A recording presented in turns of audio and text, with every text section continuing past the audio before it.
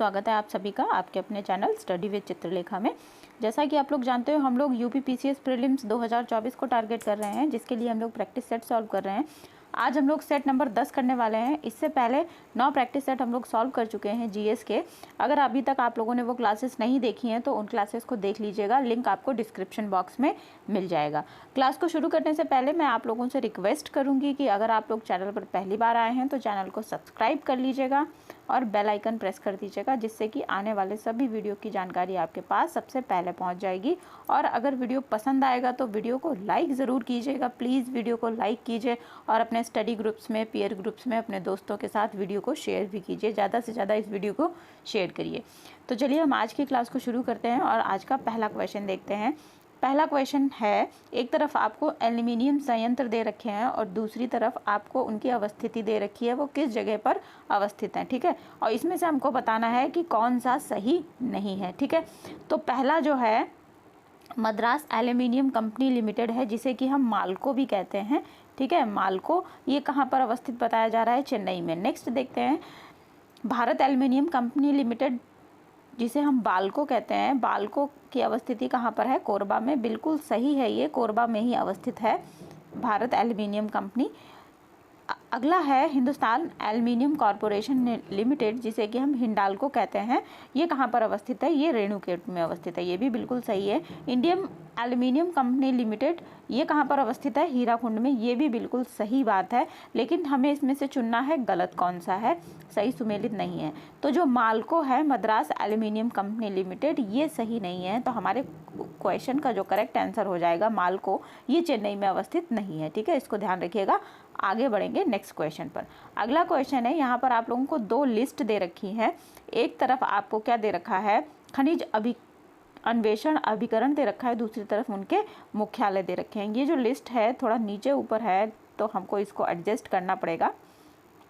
इसको ध्यान से करने का प्रयास हम लोग करते हैं। जो सीरियल नंबर हैं ये लाइन वाइज नहीं आए हैं, यहाँ पर इनको देखते हैं हम लोग। तो पहला है तेल और प्राकृतिक गैस आयोग, जिसे कि हम लोग गेल कहते हैं। तो गेल का ऑफिस आपको कहाँ पर मिलेगा? हेड ऑफिस ये मिलेगा आपको नई दिल्ली में। ठीक है, तो जो गेल है, गेल का हेड ऑफिस आपको नई दिल्ली में मिलेगा। उसके बाद आ जाइए खनिज अन्वेषण निगम लिमिटेड, ये कहाँ पर मिलेगा? इसका हेड ऑफिस आपको मिलेगा नागपुर में। ठीक है, खनिज अन्वेषण निगम का। उसके बाद आता है राष्ट्रीय खनिज विकास निगम, इसका हेड ऑफिस कहाँ पर मिलेगा? तो आपको ये हैदराबाद में मिलेगा। और राष्ट्रीय एल्युमिनियम कंपनी लिमिटेड कहाँ पर मिलेगा? आपको भुवनेश्वर में मिलेगा। ऑप्शन नंबर ए से इसको मैच कर देंगे। तो अच्छी मैचिंग है, ये अच्छा क्वेश्चन है, इसको ध्यान रखिएगा। नेक्स्ट क्वेश्चन पर आएंगे। अगले प्रश्न पर आते हैं। अगला प्रश्न है, एनटीपीसी की सिंगरौली स्थित इकाई के संदर्भ में निम्नलिखित कथनों में से कौन सा कथन सही है? यहाँ पर आपको 2 कथन दे रखे हैं। पहला है, यह छत्तीसगढ़ राज्य के उत्तरी भाग में स्थित है। ये बिल्कुल गलत है, ये छत्तीसगढ़ राज्य के उत्तरी भाग में अवस्थित नहीं है, तो ये गलत हो जाएगा। और दूसरा है, यह एनटीपीसी की सबसे पुरानी इकाई है, तो ये दूसरा वाला सही है। तो हमारे क्वेश्चन का जो आंसर हो जाएगा केवल 2। ठीक है, और हमारे क्वेश्चन का ऑप्शन नंबर 2 करेक्ट हो जाएगा, केवल 2। ठीक है, अगले क्वेश्चन पर आएंगे। एक तरफ आपको क्या दे रखा है? उद्योग धंधे दे रखे हैं, दूसरी तरफ स्थान दे रखा है।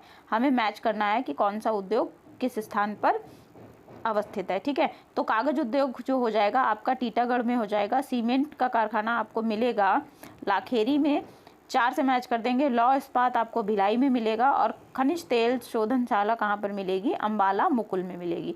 ऑप्शन नंबर 1 से मैच कर देंगे। तो इस तरीके से ये हमारी मैचिंग यहाँ पर कंप्लीट होती है। अगले क्वेश्चन पर आते हैं। अगला क्वेश्चन भी आपको इसी तरीके की एक मैचिंग है। एक तरफ आपको स्थान दिए हैं, दूसरी तरफ उद्योग दिए हैं। तो चुर्क में आपको सीमेंट उद्योग मिलेगा, फिरोजाबाद में चूड़ियों का उद्योग मिलेगा, अलीगढ़ के ताले फेमस हो जाते हैं और मेरठ में खेल का सामान। इस तरीके से ये यूपी स्पेशल का एक क्वेश्चन बन जाता है, इसको ध्यान रखेंगे। इस तरीके के क्वेश्चन एग्जाम्स में आते हैं। अगले क्वेश्चन पर पहुंचेंगे। उत्तर प्रदेश में सॉफ्टवेयर और व्यापार प्रक्रिया पर आउटसोर्सिंग उद्योग का सबसे बड़ा संकेंद्रण कहाँ पर है? तो सॉफ्टवेयर और व्यापार प्रक्रिया मतलब बीपीओ एंड केपीओ की बात कर रहा है। तो बीपीओ, केपीओ और सॉफ्टवेयर टेक्नोलॉजी आपको कहाँ पर सबसे ज़्यादा मिलेगी? संकेंद्रण मिलेगा उत्तर प्रदेश में, नोएडा में। ठीक है, ऑप्शन नंबर 3 करेक्ट ऑप्शन हो जाएगा, नोएडा। नेक्स्ट क्वेश्चन पर आएंगे। एशिया की सबसे बड़ी चीनी मिल उत्तर प्रदेश में निम्नलिखित में से किस स्थान पर है? तो एशिया की सबसे बड़ी चीनी मिल जो कि उत्तर प्रदेश में है अवस्थित, खतौली में। ऑप्शन नंबर 1 करेक्ट ऑप्शन हो जाएगा, खतौली। नेक्स्ट क्वेश्चन पर आएंगे। यहाँ पर आपको दो सूची दे रखी हैं, एक तरफ उद्योग है, दूसरी तरफ केंद्र है। तो खेल का सामान आपको कहाँ पर मिलेगा? खेल का सामान आपको मिलेगा बरेली में। 3 से मैच कर देंगे। माचिस की डिब्बियाँ कहाँ पर बनती हैं? माचिस की डिब्बियाँ बनती हैं आपकी बरेली में। पीतल के बर्तन आपको मिलेंगे मुरादाबाद में, और लकड़ी पर नक्काशी का काम होता है सहारनपुर में। ठीक है, इस तरीके से ये हमारी मैचिंग हो जाती है। ये भी यूपी स्पेशल का क्वेश्चन है, अच्छा क्वेश्चन है, ध्यान रखिएगा। अगले क्वेश्चन पर चलते हैं। अगले क्वेश्चन पर आपको एल्युमिनियम कंपनी दे रखी है और दूसरी तरफ उनके स्थान दे रखे हैं। हमें मैच करना है सही ऑप्शन के साथ। तो बालको आपको कहाँ पर मिलेगी? बालको है कोरबा में अवस्थित है। ठीक है, हिंडाल्को हम पीछे भी पढ़ चुके हैं। हिंडाल्को आपको मिलेगा रेणुकूट में। ठीक है, Hindustan aluminium company limited. Bharat aluminium company आपको कहाँ पर मिलेगी? तो भारत एल्युमिनियम कंपनी हो जाएगी हीराकुंड में, और नालको कोरापुट में हो जाएगा। ठीक है, ये 3 से मैच हो जाएगा। इस तरीके से ये मैचिंग यहाँ पर कंप्लीट होती है हमारी। अगले क्वेश्चन पर आते हैं। अगला जो क्वेश्चन है ये अभिकथन और कारण का क्वेश्चन है। तो पहले हम कथन रीड करते हैं। अभिकथन ए क्या कह रहा है? अहमदाबाद भारत में सूती वस्त्र उद्योग का सबसे बड़ा केंद्र है। अब यहाँ पे कारण क्या कह रहा है? अहमदाबाद भारत के प्रमुख कपास उत्पादक क्षेत्र में स्थित है, इसलिए कच्चे माल की यहाँ पर कोई समस्या नहीं है। ठीक है, अब हम देखते हैं कि क्या ये दोनों सही हैं या एक दूसरे को सपोर्ट करते हैं कि नहीं करते। अब बात करेंगे हम अपने कथन की। तो अहमदाबाद जो है भारत में सूती वस्त्र उद्योग का सबसे बड़ा केंद्र नहीं है, ये गलत हो जाता है। लेकिन अहमदाबाद कपास का मुख्य उत्पादक क्षेत्र में ही अवस्थित है। गुजरात में सबसे ज़्यादा कपास उगाई जाती है, इसलिए यहाँ पर कच्चे माल की समस्या नहीं होती। ये बिल्कुल सही बात है। तो ये हमारे क्वेश्चन का जो आंसर बनना चाहिए, ये कथन एक गलत हो जाएगा और कारण आर सही है। अब हम देखते हैं इस प्रकार का ऑप्शन कौन से कूट में है। तो देखिए ये ऑप्शन नंबर 4 हो जाएगा। ए असत्य है लेकिन आर सत्य है। ठीक है, ऑप्शन नंबर 4 हमारे क्वेश्चन का करेक्ट आंसर हो जाएगा। अगला क्वेश्चन है, भारत में सबसे बड़ी रिफाइनरी कौन सी है? तो ये जो भी ऑप्शंस आपको दे रखे हैं, यहाँ पर सबसे बड़ी रिफाइनरी हो जाएगी Jamnagar. Option number 1 correct option हो जाएगा, जामनगर, जो कि गुजरात में पड़ता है। अगला क्वेश्चन है, भारत के निम्नलिखित शहरों में से देश का पहला सिंथेटिक रबर संयंत्र कहाँ स्थापित किया गया था? तो भारत का पहला सिंथेटिक रबर संयंत्र जो है पानीपत में स्थापित किया गया था, पानीपत हरियाणा में। ऑप्शन नंबर 1 करेक्ट ऑप्शन हो जाएगा। नेक्स्ट क्वेश्चन पर आते हैं। भारत में सबसे पहली और सबसे पुरानी सरकारी स्वामित्व वाली कोयला खनन कंपनी निम्नलिखित में से कौन सी है? तो सिंगरेनी कोलेरीज कंपनी लिमिटेड जो है, ये भारत की सबसे पहली और सबसे पुरानी सरकारी स्वामित्व वाली कोयला खनन कंपनी है। तो ऑप्शन नंबर 2 करेक्ट ऑप्शन हो जाएगा। ठीक है, इस क्वेश्चन का। अगले क्वेश्चन पर हम आएंगे। अगला क्वेश्चन जो है, ये यहाँ पर हमें 4 दे रखे हैं। कपास उद्योग के क्षेत्र में अवस्थित आविष्कार, इन्हें हमें कलानुक्रम में लगाना है। ठीक है, तो कलानुक्रम में लगाने के लिए जेम्स, पहला है जेम्स हरग्रेव्स स्पिनिंग जेनी। ठीक है, दूसरा क्या है? जॉन के का फ्लाइंग शटल। तीसरा है सैमुअल क्रॉम्पटन का म्यूल। रिचर्ड आर्काइड का पानी फ्रेम।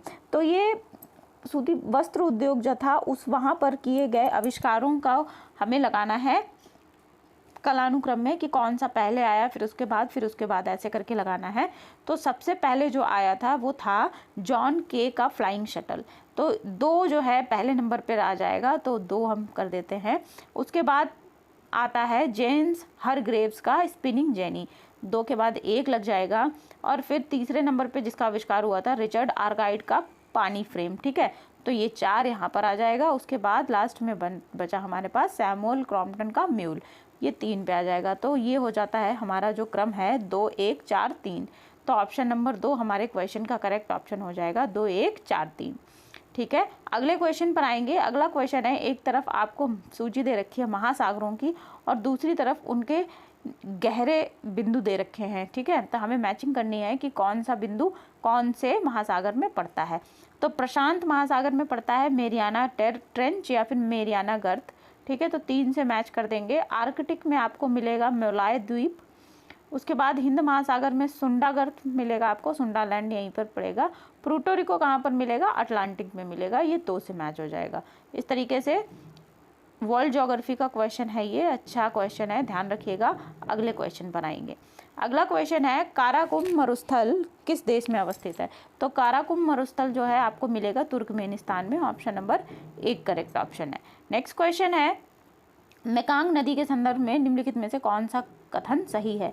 तो मेकांग रिवर जो है तिब्बत के पठार से निकलती है, ये बिल्कुल सही बात है, तिब्बत के पठार से निकलती है मेकांग रिवर। ऑप्शन जो पहला कोट है ये सही कथन हो जाएगा। मेकांग का डेल्टा दक्षिण कंबोडिया में अवस्थित है। मेकांग का जो डेल्टा है ये कंबोडिया में अवस्थित नहीं है, तो ये वाला कथन गलत हो जाएगा। तो हमारे क्वेश्चन का जो करेक्ट आंसर है केवल एक, ठीक है, केवल एक हमारे क्वेश्चन का करेक्ट आंसर हो जाएगा। अगला क्वेश्चन है नोबी और कांतो मैदान निम्नलिखित में से किस देश में अवस्थित हैं? तो नोबी और कांतो आपको जापान में मिलेंगे। ऑप्शन नंबर 3 हमारे क्वेश्चन का करेक्ट आंसर है। अगला क्वेश्चन है सूची 1 को सूची 2 से हमें सुमेलित करना है, ठीक है। एक तरफ ज्वालामुखी पर्वत दे रखे हैं और दूसरी तरफ क्या दे रखा है, उनके देश दे रखे हैं। तो चलिए इसको सुमेलित करते हैं। पहला है माउंट रेनर। तो माउंट रेनर आपको मिलता है यूएसए में, ये एक ज्वालामुखी पर्वत है, तो इसको मैच कर दीजिए यूएसए से। माउंट एटना कहाँ पर मिलेगा, आपको इटली में मिलेगा, ठीक है, सिसिली द्वीप पर पड़ता है ये।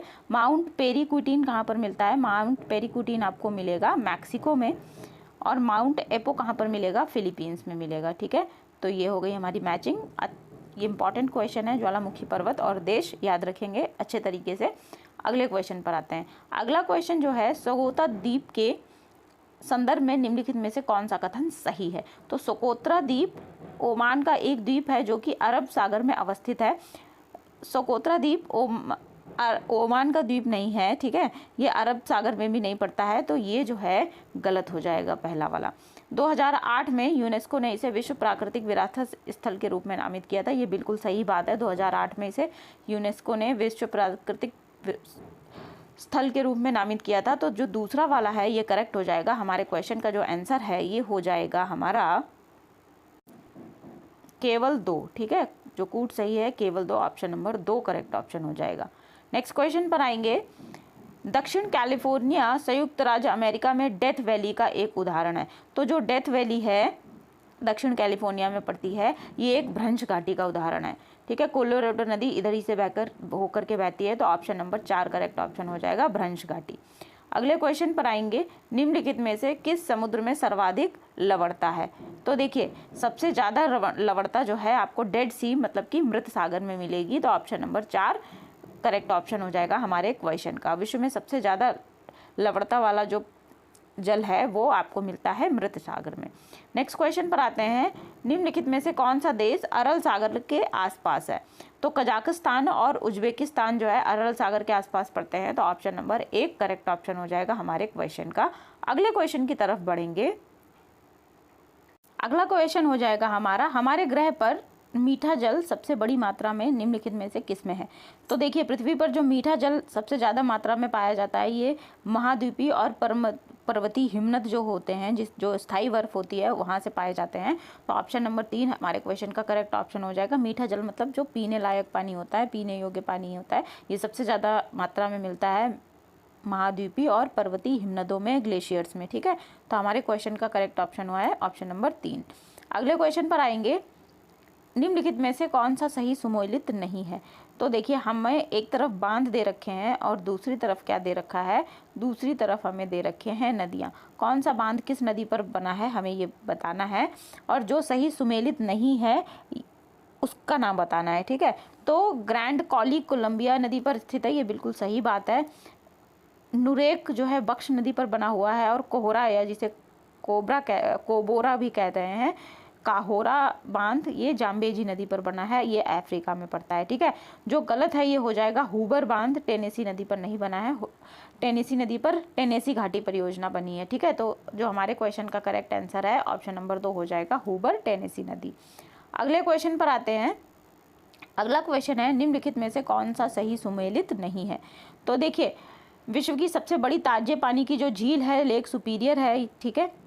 विश्व का सबसे ऊंची नौगम्य झील ये टिटिकाका है, ये टिटिकाका झील आपको मिलेगी यूएसए में। और दूसरी सबसे बड़ी या यूँ कहें दूसरी सबसे गहरी झील, विश्व की दूसरी सबसे गहरी झील लेक टंगानिका है, ठीक है, ये भी बिल्कुल सही बात है। लेकिन विश्व का सबसे ऊंचा जलप्रपात ये तुगेला जलप्रपात नहीं है, ये एंजिल जलप्रपात है। एंजिल जलप्रपात जो कि पड़ता है आपका रियो करेनी नदी पर, इसको बना हुआ है ये। तो विश्व का सबसे ऊंचा जलप्रपात एंजिल वाटरफॉल है। तो ऑप्शन नंबर 1 हमारे क्वेश्चन का करेक्ट आंसर हो जाएगा, क्योंकि ये सही सुमेलित नहीं है। विश्व का सबसे ऊंचा जलप्रपात तुंगेला जलप्रपात नहीं है। ठीक है, नेक्स्ट क्वेश्चन पर आएंगे। निम्नलिखित में से विश्व की सबसे पुरानी और गहरी झील कौन सी है? तो विश्व की सबसे पुरानी और गहरी झील बैकाल झील है, ये रूस में अवस्थित है, तो ध्यान रखिएगा इसको, बैकाल झील। अगले क्वेश्चन पर आएंगे।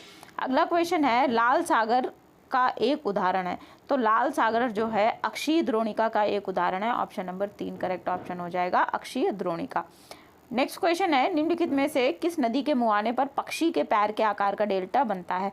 तो मिसिसिपी नदी जो है, मिसिसिपी नदी पक्षी के आकार का डेल्टा, पक्षी के पंजे के आकार का डेल्टा बनाती है। जैसे पक्षी का पंजा कुछ इस तरीके से होता है, ठीक है, यहाँ पर ये कुछ ऐसे होता है, ये पंजाकार डेल्टा इसको कहा जाता है।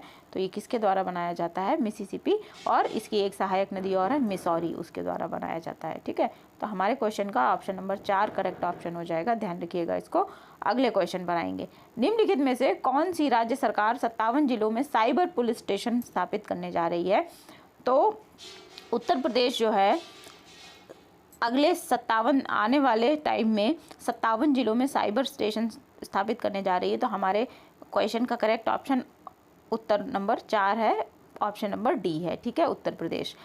इसके बारे में कुछ चीज़ें देख लेते हैं। जब संसदीय चुनाव, ये लोकसभा के चुनाव समाप्त होंगे, उसके बाद प्रत्येक जिले में, प्रत्येक नहीं 57 जिलों में साइबर स्टेशन की स्थापना की जाएगी। किसके लिए? साइबर सुरक्षा के लिए। जो वैश्विक स्तर पर बढ़ रहे हैं साइबर अपराध, उनकी घटनाओं को रोकने के लिए 18 मंडलों में ये स्टेशन पहले से ही चालू हैं, लेकिन उसके अलावा 57 जिलों में भी अभी लोकसभा चुनाव के बाद ये स्टेशन शुरू किए जाएंगे। ठीक है, चलिए अगले क्वेश्चन को देखते हैं। किस राज्य सरकार ने की एजेंसी ने किशोरों में मादक पदार्थों की लत को रोकने के लिए अग्रणी परियोजना चक्रव्यूह द एस्केप रूम प्रारंभ किया है? तो देखिए, किशोरों में मादक पदार्थों की लत मतलब ड्रग्स का जो सेवन है बहुत ज़्यादा मात्रा में बढ़ रहा था हरियाणा में और पंजाब में। पंजाब पुलिस ने भी एक ऑपरेशन चलाया था अभी कुछ दिन पहले। अभी ये जो परियोजना है ये शुरू की गई है हरियाणा के द्वारा, हरियाणा राज्य सरकार के द्वारा, हरियाणा राज्य नारकोटिक्स नियंत्रण ब्यूरो के द्वारा। Option number 3, option number C हमारे क्वेश्चन का करेक्ट ऑप्शन हो जाएगा। ठीक है, अगले क्वेश्चन पर आएंगे। ये कुछ चीज़ें हैं उससे जुड़ी हुई फैक्ट, ये आप लोग क्लास को पॉज करके देख सकते हो। हम बढ़ेंगे अगले क्वेश्चन पर। स्वापक औषधि और मनः प्रभावी पदार्थ अधिनियम NDPS 1985 हाल ही में किस वर्ष में संशोधन किया गया है? तो देखिए, स्वापक औषधि और मनः प्रभावी पदार्थ अधिनियम 1985 में अभी हाल ही में संशोधन किया गया था, वर्ष 2014 में। Option number C correct option हो जाएगा। अब इसमें क्या किया गया, कुछ फैक्ट देख लेते हैं। स्वापक औषधि और मन प्रभावी पदार्थ अधिनियम 1985 किसी भी व्यक्ति को नशीले पदार्थ या मन प्रभावी पदार्थ के उत्पादन, रखने, बेचने, खरीदने, परिवहन, भंडारण या उपभोग करने से प्रतिबंधित करता है। ये बात ध्यान रखिएगा। NDPS अधिनियम को तब से 3 बार 1988 में, 2001 में वर्ष 2014 में संशोधित किया जा चुका है। तो ये सारी बातें ध्यान रखिएगा। अगले क्वेश्चन पर आएंगे। अगला क्वेश्चन है, झारखंड के निम्नलिखित में से किस जिले में भीषण गर्मी के दौरान अधिकतम पारा 47.1 डिग्री पहुंच गया था? तो देखिए, झारखंड के पूर्वी सिंहभूम जिले में अभी हायर टेम्परेचर रिकॉर्ड किया गया था 47.1, जो कि पूर्वी सिंहभूमि में, ठीक है, झारखंड में। Option number D correct option हो जाएगा हमारे क्वेश्चन का। ठीक, तो सारी चीज़ें देख लीजिएगा। ये यहाँ से जुड़े हुए कुछ फैक्ट मैंने यहाँ पे दे रखे हैं, ये आप लोग वीडियो को पॉज करके पढ़ सकते हो। ठीक है, साइबर अपराध के भारत के संविधान की निम्नलिखित में से किस अनुसूची का हिस्सा है? बहुत ही बढ़िया और इम्पॉर्टेंट क्वेश्चन है, करंट अफेयर्स का भी क्वेश्चन है ये, कि साइबर अपराध जो है इस समय बहुत ही चर्चा में है। ये भारतीय संविधान की किस अनुसूची में रखा गया है? तो इसको 7वीं अनुसूची में रखा गया है। Option number B correct option हो जाएगा हमारे क्वेश्चन का। भारतीय वन सर्वेक्षण FSI की स्थापना किस वर्ष हुई थी? तो भारतीय वन सर्वेक्षण FSI की स्थापना कब हुई थी? 1981 में हुई थी। ऑप्शन नंबर 1 करेक्ट ऑप्शन है। इससे जुड़े हुए कुछ फैक्ट देखते हैं। FSI का जो मुख्यालय है ये कहाँ पर हो जाएगा? ये उत्तराखंड देहरादून में हो जाएगा। ये पर्यावरण, वन और जलवायु मंत्रालय के अधीन काम करता है। यह संगठन भूमि और वन संसाधनों की बदलती स्थितियों समय समय पर निगरानी करने के लिए वन सर्वेक्षण, अध्ययन एवं शोधन का कार्य करता है। ठीक है, यह राष्ट्रीय योजना संरक्षण और पर्यावरण संरक्षण के सतत प्रबंधन के साथ साथ सामाजिक वानिकी परियोजनाओं का कार्यान्वयन के लिए भी डेटा प्रस्तुत करता है। तो सारे फैक्ट याद रखिएगा। अगले क्वेश्चन पर बढ़ेंगे। अगला क्वेश्चन है, अप्रैल 2024 में वस्तु एवं सेवा कर जीएसटी संग्रह में 30% की वृद्धि हासिल करने के लिए निम्नलिखित में से किस राज्य ने भारत में शीर्ष स्थान हासिल किया है? तो 30% की वृद्धि जीएसटी में हुई थी, जीएसटी कलेक्शन में, ये हुई है ऑप्शन नंबर 1 मध्य प्रदेश में। ठीक है, 2024 की बात, 2023 का जो डेटा भी रिलीज हुआ है उसकी बात कर रहे हैं। तो ऑप्शन नंबर 1 हमारे क्वेश्चन का करेक्ट ऑप्शन हो जाएगा मध्य प्रदेश। ठीक है, ये ध्यान रखिएगा। अप्रैल में इस बार ओवरऑल जीएसटी संग्रह में कितनी बढ़ोतरी हुई है? 11% की बढ़ोतरी हुई है। और जो शुरुआती महीने में कुल जीएसटी संग्रह था 2.10 लाख करोड़ तक पहुंचा है, ये बात भी ध्यान रखिएगा। चलिए अगले क्वेश्चन पर आएंगे। निम्नलिखित में से कौन सा राज्य दिसंबर 2024 में 3 दिवसीय निवेशक शिखर सम्मेलन आयोजित करने की योजना बना रहा है? तो इस क्वेश्चन का जो करेक्ट आंसर ये हो जाएगा option number D, Rajasthan. Rajasthan जो है 2024 में 3 दिवसीय इन्वेस्टर समिट करने की योजना बनाई जा रही है। अभी हाल ही में ये हुई थी उत्तर प्रदेश में, लखनऊ में इन्वेस्टर समिट हुई थी। तो इसको सबको ध्यान रखेंगे। अब हम बढ़ते हैं अगले क्वेश्चन की तरफ। अगला क्वेश्चन है, federation of Indian chambers of commerce and industry, जिसे हम फिक्की कहते हैं, इसकी स्थापना कब हुई थी? तो फिक्की की स्थापना जो है 1927 में हुई थी। ध्यान रखेंगे इसको, फिक्की 1927 में इसकी स्थापना की गई थी। ऑप्शन नंबर 1 करेक्ट ऑप्शन है। अब इसके बारे में थोड़े फैक्ट देख लेते हैं। फिक्की की स्थापना वर्ष 1927 है और ये एक गैर सरकारी और गैर लाभकारी संगठन है, ये बात भी ध्यान रखना। ये सबसे बड़ा और सबसे पुराना शीर्ष व्यापारिक संगठन है। भारतीय स्वतंत्र इतिहास में इसका क्या महत्व है, इसको भी देखते हैं। भारत के स्वतंत्रता संग्राम में इसके औद्योगिकरण और सबसे तेजी से बढ़ती वैश्विक अर्थव्यवस्थाओं के रूप में इसके उद्भव से जुड़ा हुआ ये भी इसका इतिहास है फिक्की का। इसीलिए ये इतना पुराना ऑर्गेनाइजेशन है जो कि एक गैर लाभकारी और गैर सरकारी संस्थान भी है। 1927 में स्थापना वर्ष है, तो इसको ध्यान रखेंगे। अगले क्वेश्चन पर आते हैं। अगला क्वेश्चन है, 13वां ग्रेट इंडियन ट्रैवल बाजार निम्नलिखित में से किस राज्य के द्वारा आयोजित किया गया है? तो 13वें नंबर का ग्रेट इंडियन ट्रैवल बाजार जो है राजस्थान के द्वारा आयोजित किया गया है। Option number C correct option हो जाएगा। राजस्थान में पर्यटन को बढ़ावा देने के लिए जो राजस्थान का पर्यटन विभाग है उसके द्वारा इसका आयोजन किया जा रहा है। कब से कब तक किया जा रहा है? 5 से 7 मई 2024 तक जयपुर में किया गया है। जयपुर इसकी मेजबानी करेगा और विभाग केंद्र के पर्यटन मंत्रालय और भारतीय वाणिज्य एवं उद्योग महासंघ के द्वारा, जिसे फिक्की कर रहे हैं, अभी फिक्की के बारे में हमने ऊपर क्वेश्चन भी पढ़ा था, स्थापना वर्ष 1927 था, उसके साथ संयुक्त रूप से जुड़ करके ये कार्यक्रम का आयोजन कर रहा है। ठीक है, राज्य में राजस्थान की कला, पर्यटन और इतिहास पर आधारित सांस्कृतिक कार्यक्रमों का भी प्रदर्शन किया जाएगा। ठीक है, अच्छा, एक बूंदी चित्रकला होती है, तो बूंदी चित्रकला जो है इसे बहुत ही फेमस है बूंदी चित्रकला। और कहाँ की है ये चित्रकला? ये राजस्थान की है, बूंदी जिले से संबंधित है। इसको भी ध्यान रखेंगे फैक्ट को। अगला क्वेश्चन देखते हैं। तमूर नदी निम्नलिखित में से किसकी एक प्रमुख सहायक नदी है? बहुत ही बढ़िया और इम्पॉर्टेंट क्वेश्चन है, ये नया क्वेश्चन है। तमूर नदी जो है, अगर आपसे पूछा जा रहा है कि कौन सी नदी की सहायक नदी है, ये कोसी की सहायक नदी है। Option number B correct option हो जाएगा, कोसी नदी। ठीक है, अब इसके देख लेते हैं उद्गम स्थल और कहाँ से कहाँ तक बहती है, इस सब के बारे में देखते हैं। कोसी नदी सीमा पार की एक नदी है। ठीक है, ये तिब्बत, नेपाल और भारत से होकर के बहती है। इसका स्रोत कहाँ पर है? इसका स्रोत हो जाएगा तिब्बत में, जहाँ विश्व की सबसे ऊंची भूमि शामिल है। विश्व की सबसे ऊंची भूमि तिब्बत में ही है, तिब्बत का पठार। फिर यह नदी गंगा के मैदानी इलाकों में उतरने से पूर्व नेपाल के एक बड़े हिस्से में प्रवाहित होती है। इसकी 3 प्रमुख सहायक नदियां हैं, जिनका कि नाम क्या है? सुनकोशी, अरुण और तमूर। हिमालय की तलहटी से होकर गुजरने वाली 10 किलोमीटर की गहरी घाटी के ठीक ऊपर एक बिंदु पर मिलती हैं और ये तीनों नदियां एक साथ भारत में प्रवेश करती हैं। और यह नदी भारत के उत्तरी भारत में प्रवेश करती है, जहाँ पर यह कटिहार जिले के कुरसेला के निकट गंगा नदी में मिलने से पूर्व सहायक नदियों में बदल जाती है। ठीक है, तो ये तो बात हो गई तमोर नदी की। किसकी सहायक नदी है? तमोर नदी सबसे बड़ी सहायक नदी है कोसी की। ठीक है, बिहार से भारत में प्रवेश करती है। उसके पहले ये नेपाल, तिब्बत में उद्गमित होती है और नेपाल से बहते हुए बिहार में से होते हुए भारत में आती है। ठीक है, अगले क्वेश्चन पर आएंगे। स्ट्रीट वेंडर्स अधिनियम, जिसके कि आप ऐसे भी समझ सकते हैं, आजीविका का संरक्षण और स्ट्रीट वेंडिंग का विनियमन किस वर्ष अधिनियमित किया गया? तो देखिए, स्ट्रीट वेंडर्स अधिनियम जो है ये 2014 में अधिनियमित किया गया था। ऑप्शन नंबर 1 करेक्ट ऑप्शन हो जाएगा। अब ये लाया क्यों गया था, इसके क्या कारण थे और इसके क्या क्या लाभ हैं, ये भी देखते हैं हम लोग। स्ट्रीट वेंडर्स अधिनियम 2014 को 1 मई 2014 को लागू हुए लगभग 1 दशक बीत चुका है, इसीलिए ये चर्चा में आया है। 10 साल हो चुके हैं, जो कि लगभग 4 दशकों के कानूनी न्यायशास्त्र और पूरे भारत में स्ट्रीट वेंडर आंदोलनों के अथक प्रयासों के बाद एक महत्वपूर्ण उपलब्धि है। किसको मिली है? स्ट्रीट वेंडर्स के लिए बनाया गया है अधिनियम।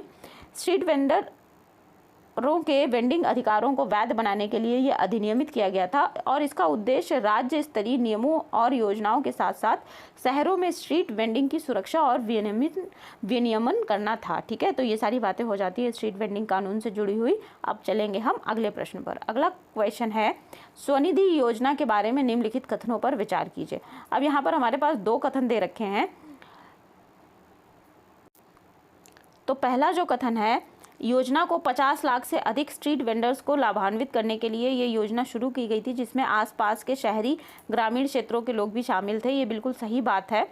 अगला है तो हमारा ये वाला कथन सही हो जाएगा। इसका उद्देश्य 1200 रुपये प्रतिवर्ष की धनराशि तक कैश बैंक प्रोत्साहन के माध्यम से डिजिटल लेन देन को बढ़ावा देना था। ये भी बिल्कुल सही बात है। तो ये दोनों ही कथन सही हो जाएंगे। तो हमारा जो ऑप्शन बनेगा ए और बी या 1 और 2 दोनों सही हैं। ठीक है, तो हमारे पास ये वाला जो ऑप्शन बनता है 1 और 2 दोनों। ठीक है, तो ऑप्शन नंबर सी हमारा करेक्ट ऑप्शन हो जाएगा। इसको नीचे ऊपर हो गया है, ये क्रम ठीक कर लीजिएगा। सी ऑप्शन हमारे क्वेश्चन का करेक्ट ऑप्शन है। जो स्वनिधि योजना है शहरी क्षेत्रों में 50 लाख से अधिक स्ट्रीट वेंडर्स को लाभान्वित करने के लिए किया गया था, जिसमें कि आसपास के ग्रामीण क्षेत्र के वेंडर्स भी शामिल थे। इसमें क्या था कि 1200 रुपये प्रतिवर्ष कैशबैक की राशि दी जाएगी, जिससे कि क्या होना था, जो कि डिजिटल लेन देन के लिए उसको बढ़ावा देने के लिए लागू की गई थी भारत सरकार के द्वारा। ठीक है, केंद्र सरकार ने इसको लागू किया। अगले क्वेश्चन पर आएंगे। अगला क्वेश्चन है, हाल ही में मकड़ी की एक दुर्लभ प्रजाति ग्रीन लिंक स्पाइडर की खोज निम्नलिखित में से किस राज्य में की गई है? तो ये मकड़ी की एक नई प्रजाति खोजी गई है, जिसका कि नाम है ग्रीन लिंक्स। ये खोजी गई है राजस्थान में। ठीक है, Rajasthan option number B correct option हो जाएगा। ये जो मकड़ी है राजस्थान के ताल छापर जो वन्यजीव अभ्यारण्य है, जो कि पड़ता है चुरू जिले में। ठीक है, वहाँ पर पाई गई है, खोजी गई है ये मकड़ी ग्रीन लिंक स्पाइडर। इसका जो वैज्ञानिक नाम है, इसका नाम वैज्ञानिक हो जाएगा प्यूसेटिया छपराज निर्विन। ठीक है, इसका वैज्ञानिक नाम है रखा गया है और ये कहाँ पर पाई गई है? चुरू जिले के ताल छापर वन्यजीव अभ्यारण्य में। इसमें किसके द्वारा खोजी गई? उनका नाम है निर्मला कुमारी। ठीक है, ये अपने फील्ड वर्क के दौरान उन्होंने इस मकड़ी की खोज की और पहचान की। इस प्रजाति की पहचान और वर्णन अमरावती जिले के जेडी पाटिल सांगडुलकर महाविद्यालय में स्पाइडर रिसर्च लैब में की गई। और ये जो मकड़ी है ये बबूल के पेड़ की जो हरी पत्तियाँ होती हैं उन पर पाई जाती है। ठीक है, इसका रंग भी हरा होता है, तो अब हरे रंग के परिवेश के अनुसार ये अनुकूलन कर लेती है और अपना शिकार बहुत तेज़ी से करती है, क्योंकि इस मकड़ी की जो प्रजाति है उसकी विशेषता है इसके लंबे पैर। ठीक है, तो ये तो हो गई हमारी मकड़ी। अब हम आते हैं अगले क्वेश्चन पर। अगला क्वेश्चन है, भीमताल झील उत्तराखंड के किस जिले में अवस्थित है? तो भीमताल जो है आपको मिलेगा नैनीताल में। नैनीताल जिसे कि झीलों का शहर भी कहा जाता है, हम भारत का झीलों का शहर। अच्छा, अब ये जो झील है या नैनीताल है ये चर्चा में क्यों आया? तो अभी नैनीताल में कहें या फिर यूँ कहें कि उत्तराखंड में जो है भीषण वनाग्नि दहक रही है, वनों में आग लगी हुई है। तो भीमताल झील से पानी लेकर के जो सेना के हेलीकॉप्टर हैं MI-17 उनको तैनात किया गया है, जो वन क्षेत्र है वहाँ पर लगी आग को बुझाने के लिए। ठीक है, तो इसीलिए ये झील जो है चर्चा में आई। भीमताल नैनीताल में पड़ती है उत्तराखंड में, तो इसका नाम ध्यान रखिएगा। इस तरीके से आज की क्लास हमारी यहाँ पर कंप्लीट होती है। आज की क्लास में हमने जीएस के साथ साथ करंट अफेयर्स भी पढ़े हैं। तो ये क्लास अगर आप लोगों को पसंद आई है तो वीडियो को लाइक ज़रूर करिएगा और वीडियो को शेयर भी कर दीजिएगा अपने स्टडी ग्रुप्स में, पीयर ग्रुप्स में, दोस्तों के साथ। चैनल पर पहली बार आए हैं तो चैनल को सब्सक्राइब करके बेल आइकन ज़रूर प्रेस कर लीजिएगा, जिससे कि आने वाले वीडियो की जानकारी आपके पास सबसे पहले पहुँच जाएगी। पढ़ते रहिए। मिलते हैं हम लोग अगली क्लास में। Thank you everyone.